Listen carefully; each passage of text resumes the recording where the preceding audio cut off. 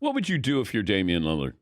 I mean, we're going to look back on your career and go, Hall of Famer, unbelievable Yes. nights. Yep. But is there really a bottom line exclamation point with Damian Lillard? Stop it, Dan. Because that's me. You can't fault a guy for being loyal. We kill guys about championships.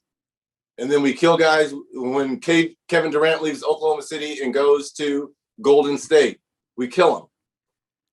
And the small markets, they can't compete with the Chicagos, the New Yorks, the LAs, the Golden States. So when you get a chance to have an Anthony Davis in New Orleans, you just pray and hope that other teams in big markets don't come recruiting. So we can't look back at Lillard's career and say, oh, I wish he would have played in a bigger market. There's nothing wrong with being loyal. And, people are going to say, well, you never won a championship, right? Yeah, I didn't. But sometimes the whole point of it's in the struggle. And that's what Lillard is in right now. He's in the struggle of trying to make a small market team relevant and successful. Yeah, but I feel bad for him. It's not that I'm going to go. Okay, well, then frame it that way. Don't frame it as in, oh, we're going to look back and your career meant nothing. It did. No, he's going to be a Hall of Famer. I'm just saying we're going to look back and say, it's like Mike Trout. We're going to look back on Mike Trout or Dan Marino, and we're going to go, gosh, did they surround him with the right people? That's the point I'm making with Damian Lillard. I'm not saying he should say, get me out of here, but what can he do? What's his franchise do now? It just feels like there's a glass ceiling. Well, you hope the franchise and the leadership of the franchise says, look, we got to get some guys around him. Look, he is surrounded by some pretty good players, but he's had some bad luck as well. Nurkic missed a ton of games this year. McCollum missed a ton of games this year. Should they have been a 6 seed? Probably not. They should have been a top 4 seed if those two guys play 80% of their games, but they didn't. Zach Collins missed all year. I mean, that's a 7-footer that can, help things, help them out. But it was a preseason game. And obviously you just can't give playoff games away. And they absolutely just gave a game away. I give credit to Phoenix. They probably played their best game of the series, shooting the ball wise from everyone. But you just can't give games away. And look, they're facing a big hole. Can they come back and win this series? Absolutely. But they've got to take it. There's got to be a sense of urgency. I didn't see any sense of urgency whatsoever in the Lakers last night. But how do they get to a point where they treat it like it's a preseason game? Just this, hey, we're going to give you this win.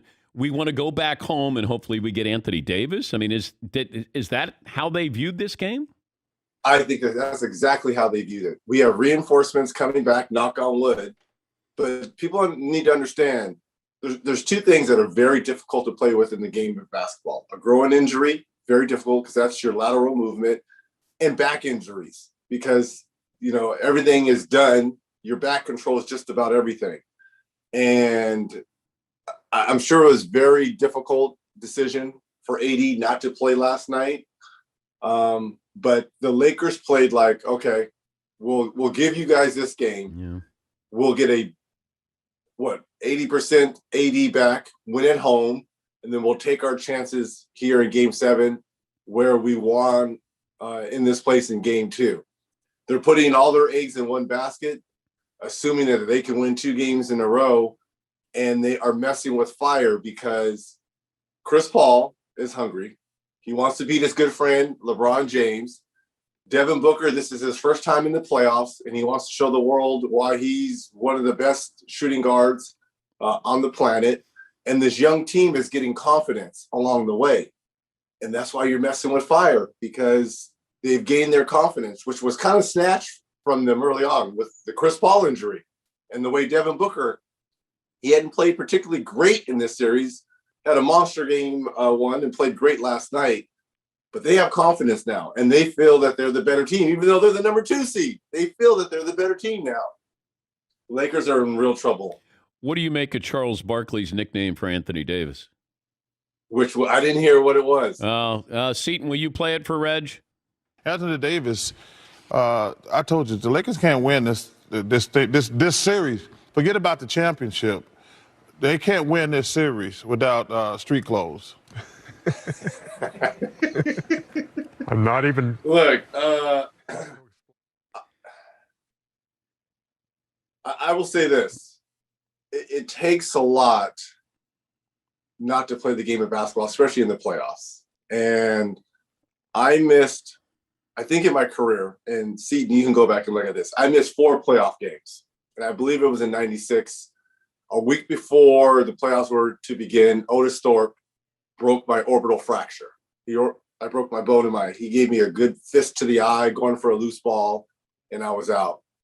And in that first round matchup, it was us versus Atlanta, and I think I was 10 days out from the surgery, still seeing double vision, and I wanted to play, but there was no way. I just knew. But I keep telling people that me at 70, 80% is better than a lot of people at 100%. And again, I know growing injuries are very difficult to play through, but sometimes just your mere presence can uplift your teammates. And I mean, AD is right. And he said this after game 1 when he played terrible and had those 13 or 15 points. We're not going to win a game, let alone a series, if I continue to play like that. So again, all the eggs are in one basket for the Lakers. They're hoping AD comes back at 80%, 70%, and they can win 2 games in a row. But I like the nickname Street Clothes.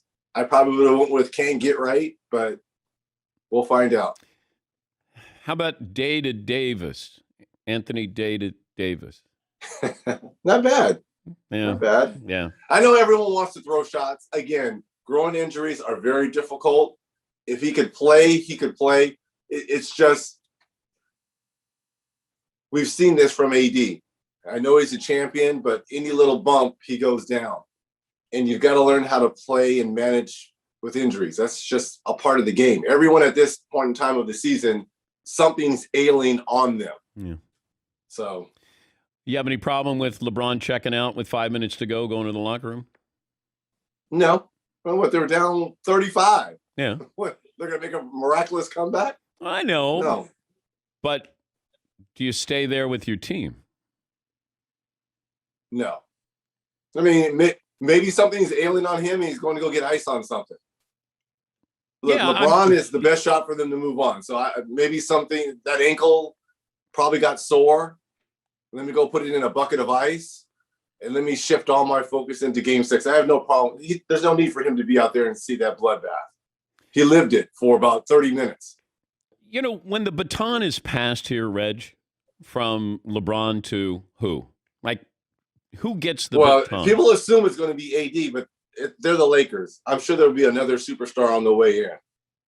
It'll be AD because there's a pecking line and he does have a championship. No, the league, maybe 2. The league, not the Lakers. The face of the league is who? After LeBron. Luka. I would throw Luka's name out there. I mean, you would think it'd be Kevin Durant. Yeah. I mean, he's to me the next best player, if not the best player. Joel Embiid has a great personality. I mean, you need guys that can push the league and find those viewers that are just casual viewers. Well, LeBron's polarizing. Luka, I don't know if anybody kind of fits into that category where you go, oh, I'm going to tune in because I want to watch him lose, or I'm going to tune in because I want to see, him win or see greatness. I mean, I would put Steph in there, but Steph is 32, 33. So he's on his, I'm talking about the 20-year-olds. Damian Lillard, what he did last night, I mean, he should be a household name, he is a household name for the hardcore basketball fans. But for casual fans playing in the Northwest, in Portland, not the casual fan, they may have heard of Damian Lillard, but they don't really know Damian Lillard because he hasn't really gone deep in the playoffs like Steph or LeBron. What would you do if you're Damian Lillard? I mean, we're going to look back on your career and go, Hall of Famer, unbelievable nights. Yep. But Is there really a bottom line exclamation point with Damian Lillard? Stop it, Dan. Because that's me. You can't fault a guy for being loyal. You know, we kill guys about championships. And then we kill guys when Kevin Durant leaves Oklahoma City and goes to Golden State. We kill him. You know, and the small markets, they can't compete with the Chicagos, the New Yorks, the LAs, the Golden States. So when you get a chance to have an Anthony Davis in New Orleans, you just pray and hope that other teams in big markets don't come recruiting. So we can't look back at Lillard's career and say, oh, I wish he would have played in a bigger market. There's nothing wrong with being loyal. And, you know, people are going to say, well, you never won a championship, right? Yeah, I didn't. But sometimes the whole point of it's in the struggle. And that's what Lillard is in right now. He's in the struggle of trying to make a small market team relevant and successful. Yeah, but I feel bad for him. It's not that I'm going to go. Okay, well, then frame it that way. Don't frame it as in, oh, we're going to look back and your career meant nothing. It did. No, he's going to be a Hall of Famer. I'm just saying we're going to look back and say, it's like Mike Trout. We're going to look back on Mike Trout or Dan Marino, and we're going to go, gosh, did they surround him with the right people? That's the point I'm making with Damian Lillard. I'm not saying he should say, get me out of here, but like, what can he do? What's his franchise do now? It just feels like there's a glass ceiling. Well, you hope the franchise and the leadership of the franchise says, look, we got to get some guys around him. Look, he is surrounded by some pretty good players, but he's had some bad luck as well. Nurkic missed a ton of games this year. McCollum missed a ton of games this year. Should they have been a 6 seed? Probably not. They should have been a top 4 seed if those two guys play 80% of their games, but they didn't. Zach Collins missed all year. I mean, that's a 7-footer that can, you know, help things, you know, help them out. But look, he's doing everything he possibly can do. And I applaud that for a small market. We're talking to Reggie Miller, the Hall of Famer. Reg's on the call tonight. The Knicks and the Hawks. This is must-see TV. Yes. Well, any game you do is must-see TV, of course. Oh, thank you. But how do you think the Knicks fans treat Trae Young when he walks in? Ooh, well, if games 1 or 2 were any indications, you saw kind of the vitriol that was being thrown at Trae. Look, he's become the new poster boy here, and I think he has relished and accepted. But I will say this, there's certain guys that are built for it, and I think he wants the moment. He understands that they have a chance to move on here. But it is going to be a very, very intense game because the Knicks have not played great. They have not shot the ball particularly great. Their best player, we talk about this, you and I all the time talk about playoff basketball, how things get taken away. Julius Randle has been exposed a little bit in this game. Great regular season, most improved player, which he won. But come playoff time, when teams get a chance to scout you, they watch videotape of you, they always take away your 3 best plays. Well, what do you have left in your bag? And right now we're seeing that there's not a lot of left in the bag. So he has to play better. RJ Barrett has to play better. You can't have, and God bless him, because to this day, he's my favorite player. And I've said this when he was at the height of his power, when he went through the depths of all his injuries. Derrick Rose cannot be your best player in these playoffs, which he has been for the Knicks. Yeah. You know, he just can't beat your best player. And Barrett, Randall, that youth, they've got to show up, which I think they will. I think they win tonight here, and they force the game 6. You were on the call with the Russell Westbrook situation with the Wizards and 76ers. And, of course, I don't know if in your mind, in the moment, you're thinking about the Malice in the Palace because you were knee-deep in that as well and had a front-row seat to that. But is it fans or fan that we have to be concerned about here? Well, isn't that almost one and the same? Well, Because, it could be one person. Like, I don't know the building. I don't know if there's certain buildings where you go, that's a bad situation to go into. Or you have some idiot who wants to run on the floor and tap the backboard. Like, I will say, but here's the thing. That idiot did not come to that game alone. That idiot had to have discussions with whoever he came to that game with. He didn't just get up in the middle of the game and said, look around and just run out there. He had to have discussions that he was going to do this. I just think it's unfortunate now that we've finally gotten the energy back in the buildings by letting fans back in, that we've had these incidents occur. And I'm just telling you, if roles were reversed, if Kyrie had run up into the stands and punched that guy wearing the Kevin Garnett jersey, I mean, all hell would be breaking loose on networks like this, on shows and podcasts like this. The league has to do a better job. What is banning a fan from an arena? I don't understand what that entails. You can't tell me that fan can't get a ticket from a secondary person and show up in that building. How are you ever going to know if he's in that building or not? Banned from it. What does that mean? No, you got to go after their wallets. Name these guys, put their faces everywhere like you would do the players, find out where they work. You have to go after their wallets, prosecute them. That's how you make it heard. Banning them from an arena, what does that do? What does that mean? If I'm banned from an arena and you and I want to go see the Knicks play, I say, hey, Dan, just go buy the tickets and I'll go with you. I'll put a hat on. I'll put a face. How are they ever going to know other than I'm 6'7"?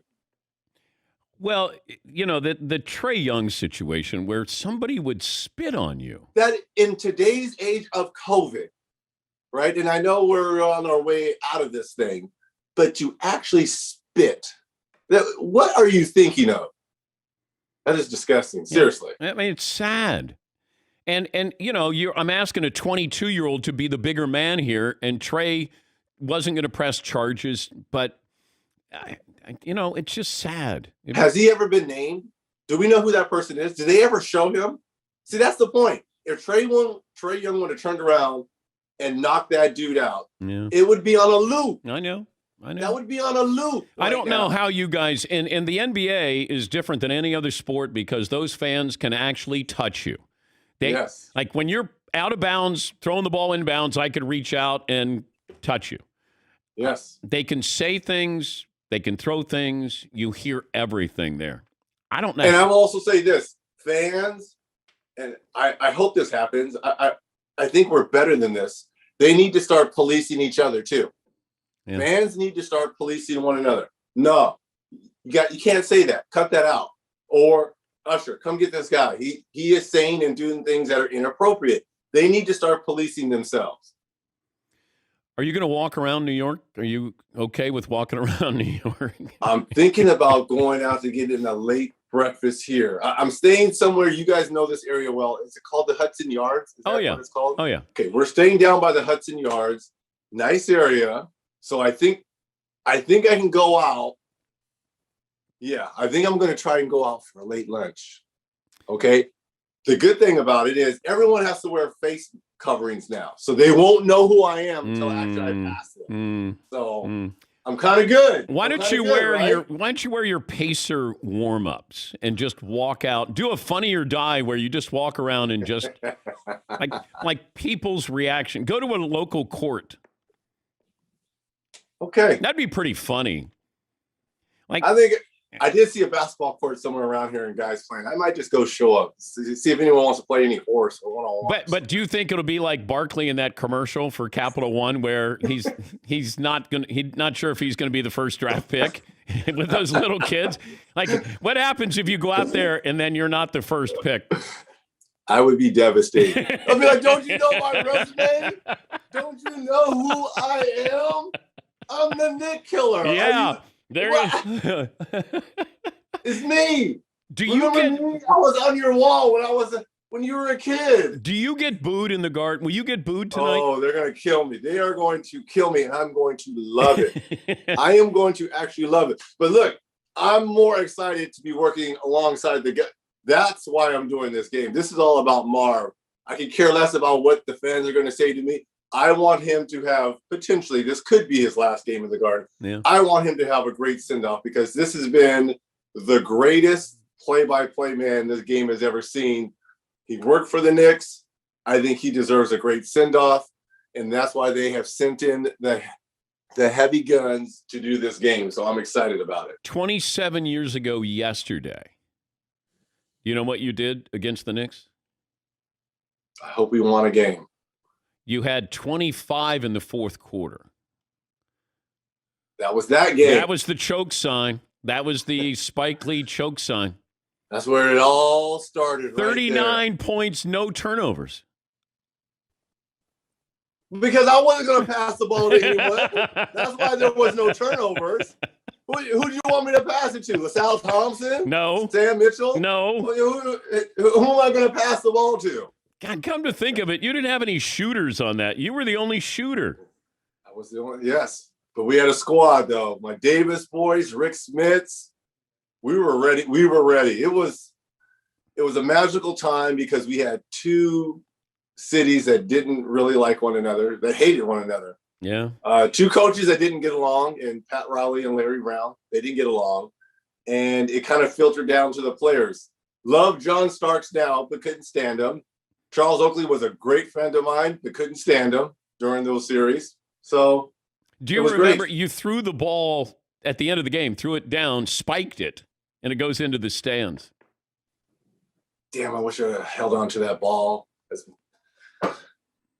You know, Paulie, see if you can find that basketball for Reggie. Okay. Someone has that basketball. It's on eBay somewhere. Reg is on the call tonight. That'll be 7:30 Eastern on TNT. It's the Knicks and the Hawks. Reg, great appearance. Have fun tonight. We'll be watching. Thanks for joining us.